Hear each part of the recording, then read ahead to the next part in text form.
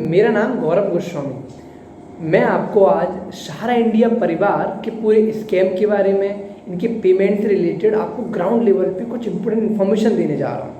मैं एक जमाकर्ता होने के नाते, एक कार्यकर्ता का लड़का होने के नाते मैंने जो भी लोगों से, जितने भी लोगों से मैं मिला हूँ, जिनसे मैंने खुद सुना है कि क्या क्या परेशानी है, वो मैं आप तक पहुँचाने जा रहा हूँ। ये वीडियो आपके लिए बहुत लाभदायक होने वाला है। आपको बहुत इन्फॉर्मेशन मिलने वाली है ग्राउंड लेवल पे जाके। तो पहले स्टार्ट करते हैं। ये 1978 में सहारा इंडिया परिवार का गठन हुआ। 1978 से ये नई नई ऊंचाइयों पर हर वर्ष ऊंचे उठते रहे। 2012-13 के लगभग इनका कुछ सेबी से कुछ किसी केस को लेकर इनमें 1978 में सहारा इंडिया परिवार का गठन होता है। फिर इसके बाद 10, 11, 12, 2010, 2011, 2012 में इनका सेबी के साथ कुछ मुद्दा उठता है। हमारा आज टॉपिक ये नहीं कि वो मुद्दा क्या था, कैसी आईपीओ लाने के चक्कर में थे, क्या हुआ, वो सब सुप्रीम कोर्ट के ऊपर हम छोड़ देते हैं।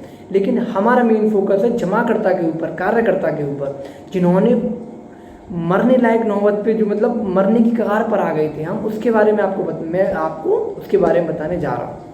तो क्या होता है, हमारा जो ब्रांच है वो हाथरस लगता है, जो कि अलीगढ़ मंडल था और ये उत्तर प्रदेश में है। तो यहाँ पे 2017-18 तक तो कोई ऐसी परेशानी नहीं थी, क्योंकि यहाँ पैसे जमा होते थे, पेमेंट निकलता था और हम लोग गरीब जनता तक, जमाकर्ताओं तक, छोटे छोटे जमाकर्ताओं तक उनका पेमेंट पहुँचा देते थे। समस्या आई कोरोना के आने के बाद।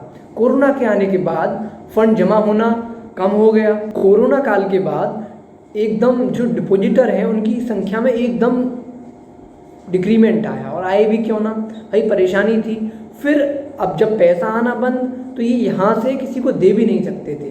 फिर ऊपर से जो कि दिल्ली हाई कोर्ट के केसेस चल रहे थे इनके ऊपर, तमाम कोर्ट्स के, पटना हाई कोर्ट का चल रहा था, सुप्रीम कोर्ट ने भी ऑर्डर कर रखा था, तो इनका काम बंद हो गया था। ऐसे में क्या हुआ, छोटे छोटे जमाकर्ता वो हमसे अपनी समस्या बताते थे, लेकिन हम भाई क्या कर सकते थे।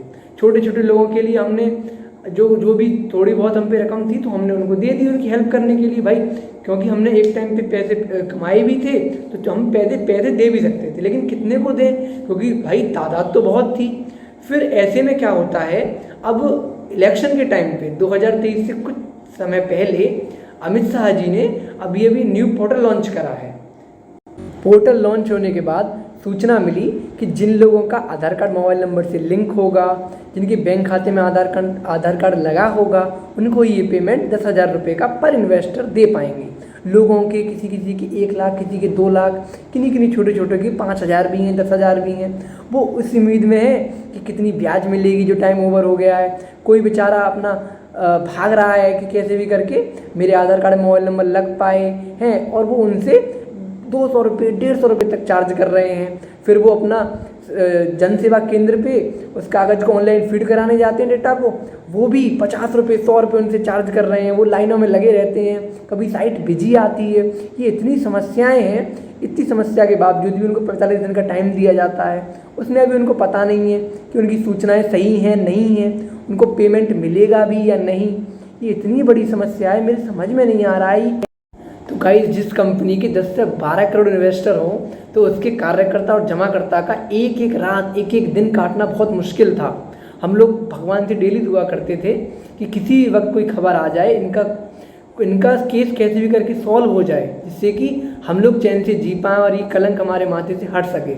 और बेचारे छोटे छोटे कार्यकर्ता, दुकान वाले, सब्जी वाले, जिनसे हमने पैसे कलेक्ट किए, उनको हमने पहले पैसे दिए थे, उनका भरोसा हम पे बहुत था। लेकिन इस बार हम हाथ बांध के बैठे हुए थे, हम कुछ नहीं कर सकते थे। ऐसे में ये पोर्टल लॉन्च करा।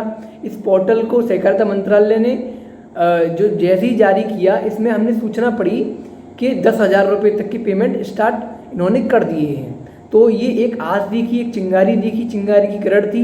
ये एक बहुत अच्छी सूचना लगी, लेकिन एक्चुअल में, और भाई मज़े की बात देखो, ये इतनी बड़ी खबर थी। 10-12 करोड़ गरीब जनता का पैसा, अपनी कड़ी मेहनत, जिन्होंने कड़ी मेहनत कर के इस पैसे को जमा करा था, कोई मीडिया विस्तार से नहीं बता रहा था, ना न्यूज़पेपर में ये कभी अच्छी तरीके से आया, जिससे कि ये सरकार के दिमाग में पहुंच पाए। लोगों ने बहुत मेहनत की, हम लोगों ने बहुत आंदोलन किए, बहुत आवाज़ उठाई हैं, MP MLA के पास गए, लेटर दिए, लेकिन कुछ नहीं हो पाया। आखिरकार ही 10,000 रुपये की रकम ही सही, मतलब कुछ थोड़ा थोड़ा कर करके कुछ जमाकर्ता को एहसास तो हुआ कि हाँ ये पेमेंट हो सकता है। अब ये मेरे समझ में नहीं आ रहा है